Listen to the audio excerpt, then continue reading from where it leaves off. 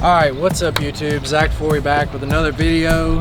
And today's video is going to be solely focused on just explaining on how to really get a good developed bicep. So if you're tired of doing the same shit over and over again and not getting the results that you're looking for, then stick around. This video might be for you. You might find some value in it. And if you do find value in it, please leave a like, comment, share, and subscribe. Without further ado, if you are ready, let's get it.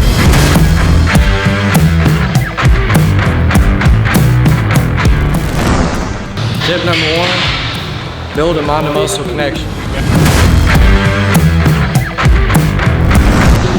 The mind-to-muscle connection is so important in training, and you guys know that already. If you watch my videos, I stress that a lot, but especially in bicep training. Being as the bicep is such a short muscle, it's small, and everybody has a hard time really building and developing it. So it's necessary that you spend 10-15 minutes before every arm workout or bicep day you have, and just solely spending that time and focusing on the mind-to-muscle connection. There's a few exercises I like to use whenever I'm trying to build that connection, and I'll usually do those same ones before every workout. I usually do like a preacher curl, something I can like anchor my elbow to, that way it takes the swaying out of the movement. I can just keep the tension just solely on the bicep, not shifting it into the shoulder. You can split it up, do it unilaterally. If you need to keep tension, if you have a hard time focusing on keeping tension on both muscles at the same time, just use an incline bench. That way you can use a dumbbell and just focus on one arm at a time. I'll give you all a few exercises to go off of that I like to use preferably, but it's really based on how you feel and what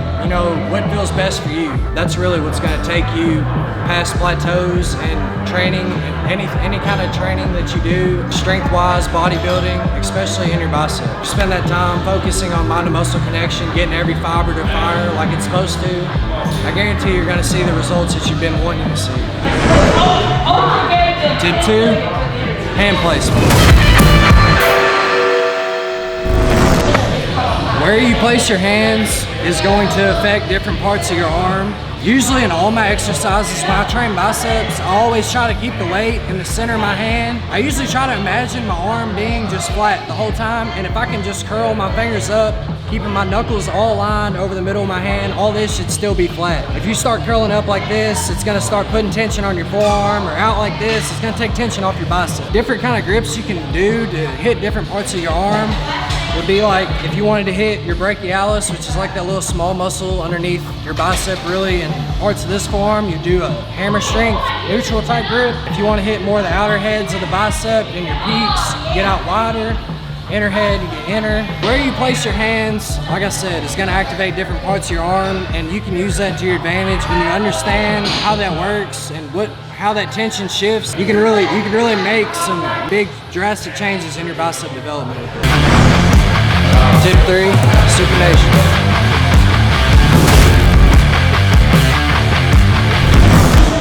Yes, the bicep is responsible for bringing the forearm closer to the shoulder, but it's also responsible for supinating the wrist. And you can intensify that contraction when you do that as you curl up and supinate. What you really want to focus on when you're supinating, you want to kind of focus on keeping that weight into this outer part of your hand.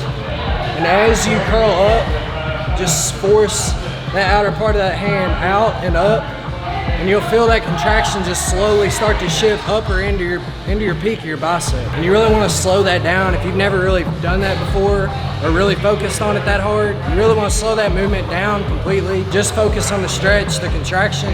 Once you get to where you feel comfortable enough doing that, like slow down, you can do that in all these different types of exercises. Like, doesn't have to be cables, you can use dumbbells. There's different machines with different attachments you can put on there. Supination's big, it's really big, and pretty much all bicep development.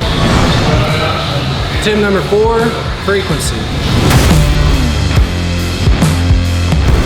If your bicep is lacking compared to your other body parts, if you're a bodybuilder and you really care about symmetry and stuff like that, you need to prioritize that muscle. What that means is if you normally train biceps once a week, like say you hit back and biceps on Tuesday and that's the only day you hit biceps, you need to prioritize that muscle. Maybe hit that muscle again later on in the week, like on a Thursday, Friday, Saturday, something like that. Being as the bicep is a small muscle and it doesn't take a ton of energy to do a bicep workout, and you can structure structure your weeks, like your weekly workouts, to where you don't kill yourself. You know, you don't want to go in like on that Tuesday and just obliterate your biceps and then come in Thursday and hit them again when they've only had 2 days to recover. You can still split up your volume the way you need to where you don't do too many sets throughout the week, but you know, you still keep that same intensity in both of those workouts. Keep the volume up. You're gonna see growth and development in your biceps.